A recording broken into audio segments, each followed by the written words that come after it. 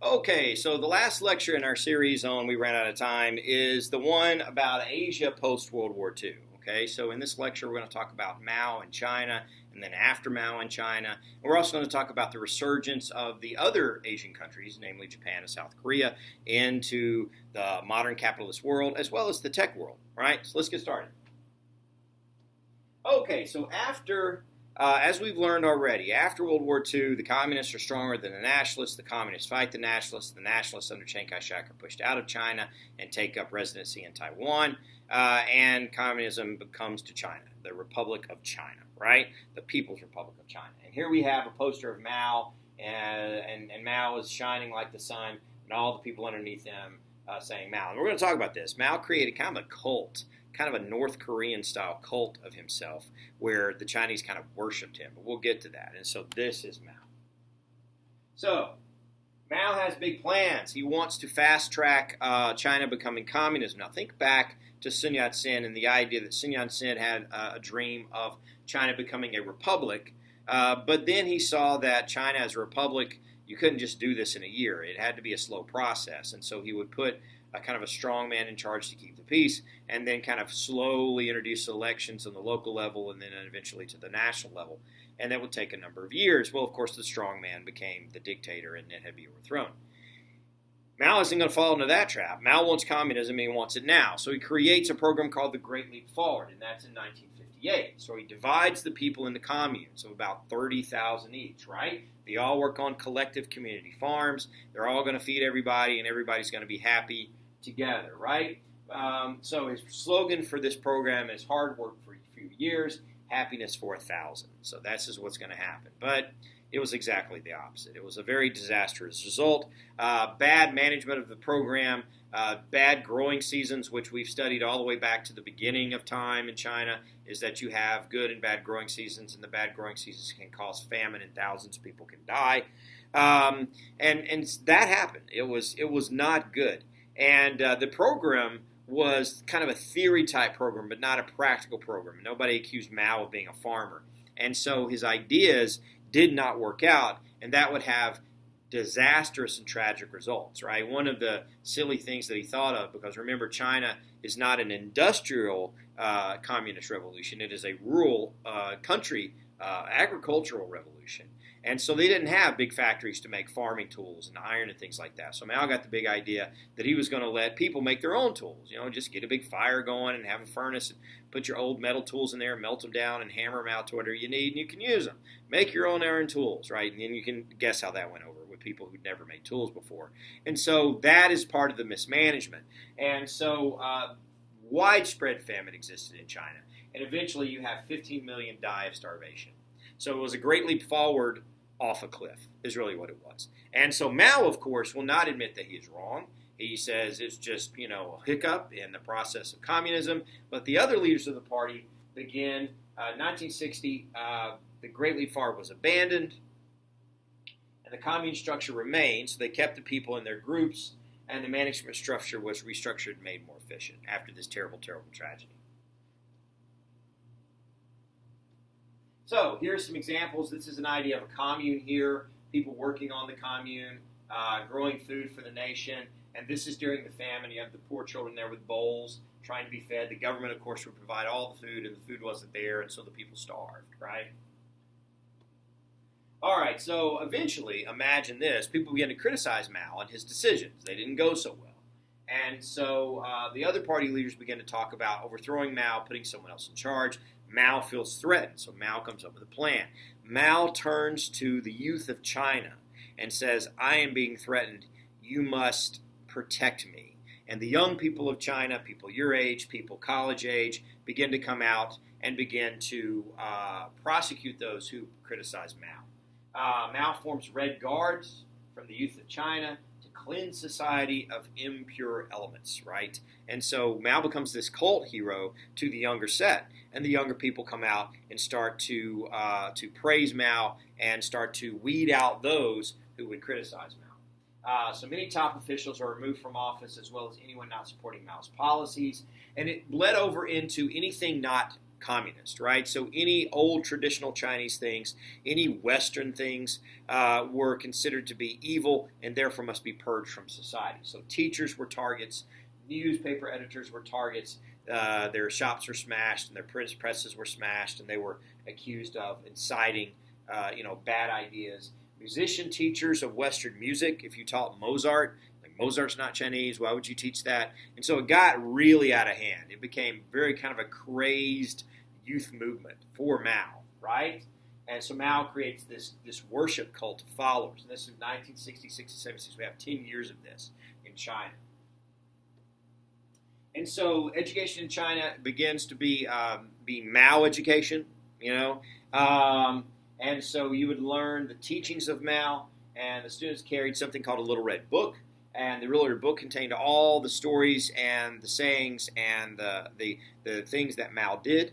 And so what we have here, Little Red Book, right? I got this. I went to Shanghai and bought this, a few years ago. And this is actually in English, but this is all the sayings and things of Chairman Mao, right?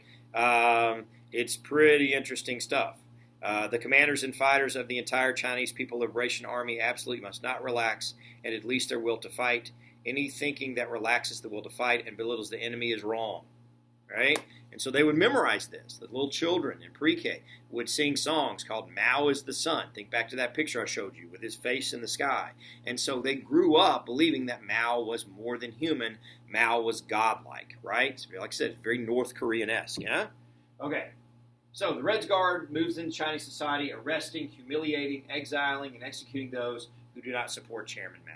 And so these youth, these Red Guards, they begin to have way too much power, right? They begin to overthrow established institutions, overthrow magistrates and things like that, and say, and they all do this in the name of Mao.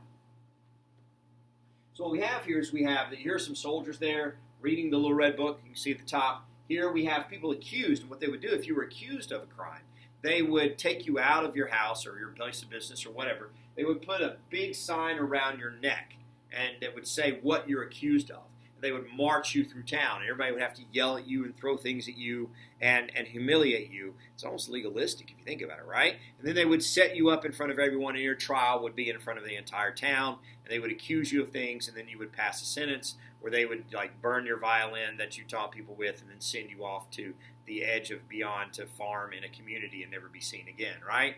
And so some of China's greatest minds were arrested and sent away during this period of time because they spoke out and didn't follow the communist letter of the law, right? What eventually begins to happen in these cities is that the Red Guards begin to fight each other for saying that we love Mao more, no, we love Mao more. And it becomes this crazy civil war for the love of Mao where they start fighting each other. And even Mao at that point realizes that they might have gone too far with this crazy worship stuff. Okay, so Mao dies in 76. So his regime lasts and this worship lasts all the way to 76. He dies. There's a struggle for power, right, between Mao's wife and other leaders of the party. Mao's wife is not given power, and a man named Deng Xiaoping comes to power, right? And Deng Xiaoping begins the de-Maoization of China, the idea that we have to tell the people that Mao was just human and that he died, and we have to move on now. Now, in North Korea, you have a hereditary system where the father is worshipped and the son is worshipped and the grandson is worshipped. There was nothing like that for Mao. The wife tried to hook onto that, and it didn't work out. And so now the people have to settle, right, and say, okay, Mao is gone. We need to live our lives again. Yes? And so the new leader, Deng Xiaoping, begins China's rapid economic growth. So under Mao, China was still economically pretty poor. It had a lot of people, but it didn't have a lot of industry. It was still very agricultural, but Deng is going to change that. Deng Xiaoping will change it all. So he reduces bureaucratic controls. He allows some private businesses. He allows capitalism to come back into China.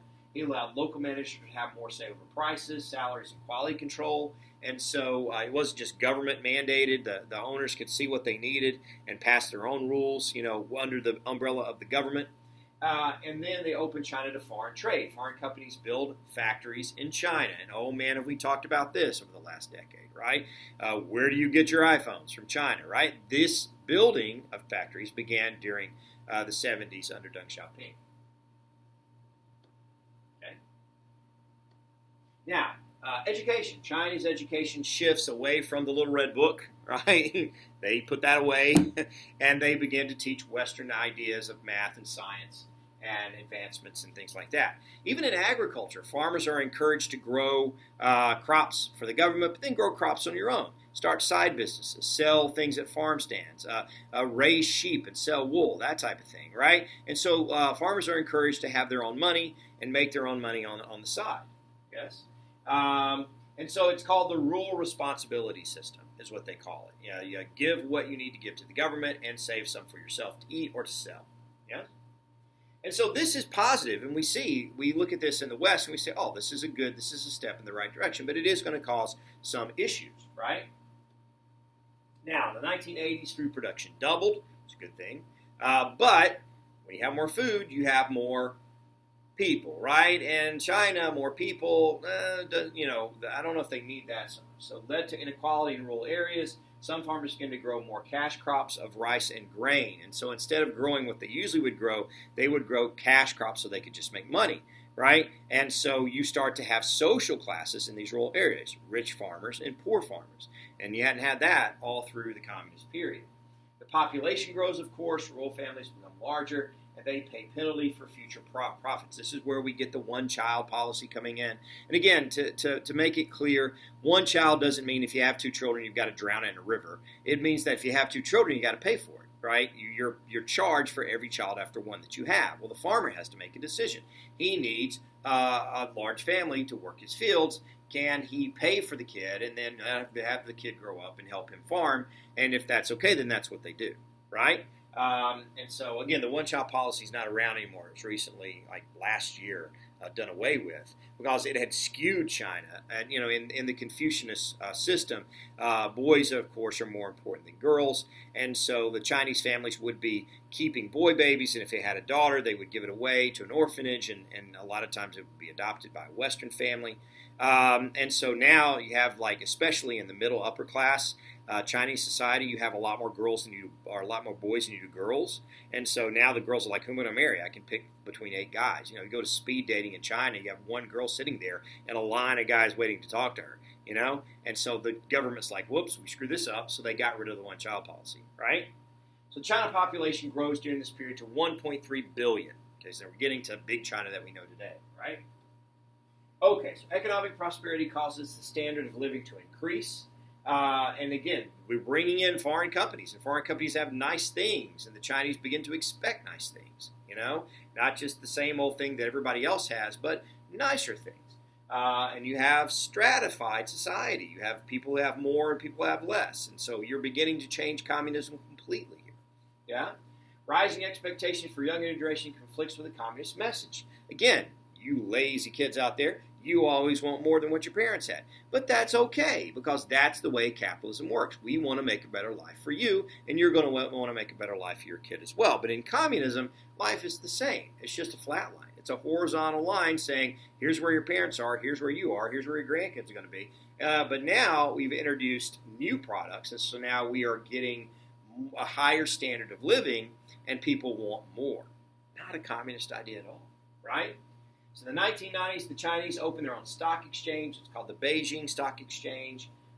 Private business grows, international as well as Chinese businesses.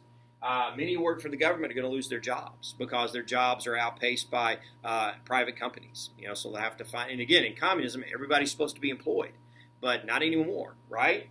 Unemployment is supposed to be zero in communist countries. So grain prices increase. Many moved to the cities to find jobs.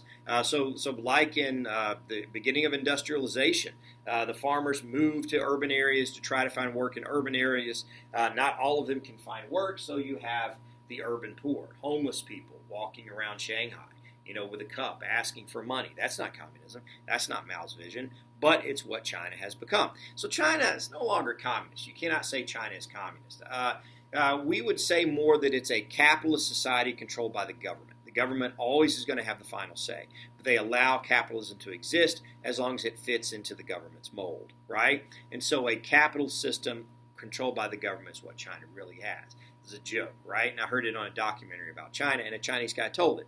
He said you have the president of America and the president of China driving down the road. The president is driving, and the Chinese president is sitting in the passenger seat. And they come up on a split in the road.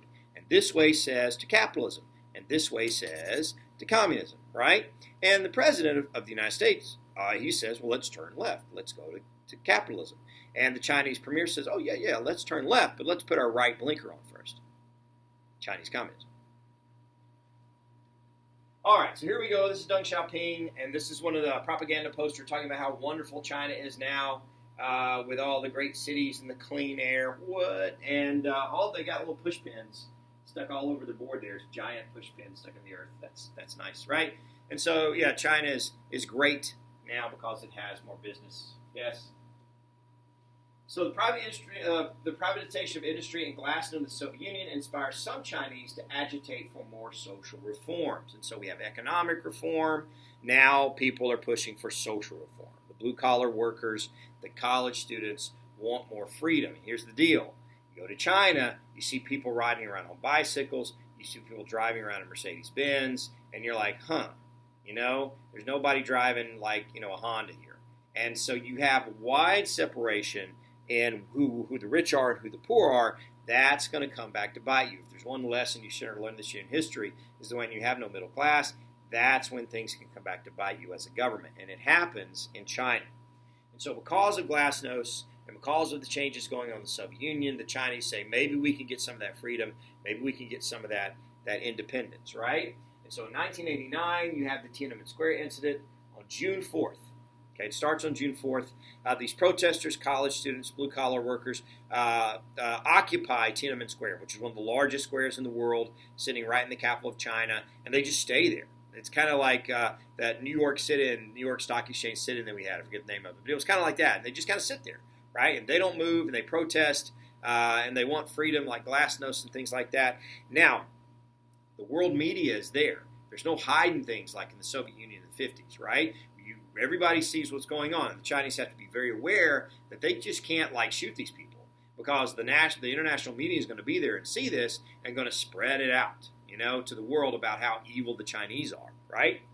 And so the Chinese government is in a pickle here. What are they going to do about these protesters? Are they going to give in and give more freedoms, or are they going to crack down and stay communist, at least, politically communist? So these protesters want freedom of speech, freedom of the press. They want democracy, the whole 9 yards is what they want, right? The protesters hold the square for a month and a half. And so this was a news story every day for a month and a half. They make there are art students in the crowd, and they make kind of a paper Statue of Liberty that's like 15 feet tall. It's in the middle of the square, and you can see it, right? It's on the news and everything. Sort of like, go protesters is what the West is saying, yes? But one evening, right, in the cover of darkness, they turn off all the electricity in Tiananmen Square, all the street lights and everything, and the tanks just pour in, and they just crush the protesters, right? They shoot protesters, they kill protesters there, and it's all in the dark, so nobody really knows what's going on, and the cameras are there, but they can't see anything, right? And so the reports are there are thousands of people who are killed in this protest, right? And so it is crushed, and the message is sent to the world that China ain't changing, right? It's going to be the same. So the Chinese government declares martial law after that until everything is brought back under control. Here is probably the most famous image of Tiananmen Square. Maybe even the day before they go into the square that night. They have tanks moving around in the city, moving toward the square. This crazy guy here with like a shopping bag just stops right in front of these tanks, won't let them go. And they try to move around him. They turn left and right, and he jumps in front of him and jumps in front of him again. He won't let them move. And it's one of these, became a symbol of the West as this amazing, courageous thing that this crazy man did to stand up for these tanks. Eventually, one of his friends runs out and grabs him and drags him off, right? And so this was a symbol of freedom, kind of. Okay, very quickly, let's just cover the other countries in Asia, which are we call the Asian Tigers. The Asian Tigers, we're going to call them, right? Beginning with Japan. Japan, of course, is devastated after World War II. The only country to have the atomic bomb dropped on it in war, 2 cities, right? But then America comes in, and America rebuilds Japan, rewrites its constitution, rebuilds its economy, and gets it back on its feet. We're going to bomb you, but then we'll help you. And so, go America. And one of the stipulations of the treaty was that Japan can only spend 1% of its income on defense. And this assures two things: that America will stay in Japan and defend Japan because Japan will not be able to defend itself, and two, that Japan can spend that money on things other than the military. And all Japan had been spending it on since the 30s is the military. So it frees up all this capital now for them to do other things. And so like the Meiji Restoration, Japan has this economic miracle that occurs that brings it into the modern age. They use large population to its advantage. They had labor-intensive production for export of world markets. So everything they made was for export. It was all for trade around the world, right? So workers were compliant and non-unionized. It's a very homogeneous, Confucius is China, but it's kind of like that. It's like we are loyal to our company and our company is loyal to us. So you don't need a union. People work 80 hours a week if they have to. They'll sleep on the subway if they have to. They're going to get good wages. They're going to be able to take care of their families, and it's all going to be loyalty to business and business loyalty to you. Remember, we called this in the Meiji, we called it the zaibatsu, the family-owned businesses that were run like a family. And that's the way these Japanese workers felt about their companies. So extreme loyalty here, extreme hard work, and that's going to pay off.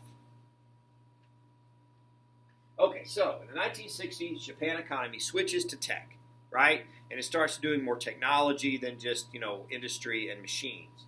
And that's going to take off, as we know. We're talking about computers, talking about like electronics and things like that. Japan becomes the leader in all of that stuff in the 70s and the 80s and even into the 90s. The other countries will follow Japan's model. These are countries that, ironically, were devastated by Japan during World War II. And they're going to rebound along with Japan and become these capitalist giants as well, namely Hong Kong, which was British at the time and not under Mao or the communists. Singapore, another former British colony. South Korea is going to have a revival of the economy and capitalism, while North Korea is still communist. Taiwan, again, where the nationalists fled to, is going to be a booming economy. Indonesia, Thailand, and Malaysia. All those countries are going to get into the tech industry and other types of industries, providing cheap labor for foreign countries, right? But are able to create an economy in their own country. Until 98, there's a financial crisis that occurs in 98, and international investors begin to pull some of their money out of that, causing the currency of these countries to collapse. And I was actually in Korea in 98 when this happened. And, it was unexpected. And, the companies that were dependent on foreign money began to struggle. And what it did was it caused the currency to devalue greatly. Whereas, if you were, like I had friends of mine, I taught English as a second language, and I had friends of mine who were paid in Korean money that went from making $50,000 a year to making $30,000 a year because they were paid in Korean money. We were lucky enough to have our contract in American money, which meant that our boss just had to pay us more money, more Korean dollars to match the American dollars in our contract. And so, the value of the currency really dropped. One of the things that happened, and I remember this personally, is the World Trade Organization had to come in. The World Trade Organization has a branch called the IMF, the International Monetary Fund. And the IMF comes into a country that is bankrupt, has filed bankruptcy or owes a lot, millions of dollars in debt to other countries. And they come in and they loan that country money to get back on its feet. But the stipulations of that loan is to get your affairs in order. And the IMF is going to help you do that. So the IMF says you can't do this anymore. You must do this. You can't pay your government workers this much. You have to lower their salaries. Most recently, this happened in Greece, right? Sorry, I'm having trouble here. But it happened in Korea during this period of time. So I'm having something. I'm sorry. There you are. Okay, it happened in Korea during this period of time. And for the Koreans, this was really kind of a humiliating thing, right? They were very shamed by this. And it really shouldn't be, but they were, right? And so, but these economies will rebound with a stabilizing global market, and they remain powerhouses today in the world. All these countries do, okay? All right, so there we are as examples. Here's some Japanese countries here. Here's some Korean countries there. Just a couple of examples of like international symbols that we know and buy and have in our homes today, right? Globalization. How about that? All right, there you go. Whoa, we're done. All you do is take a test. Make you a grade. All right. I'll see you guys tomorrow.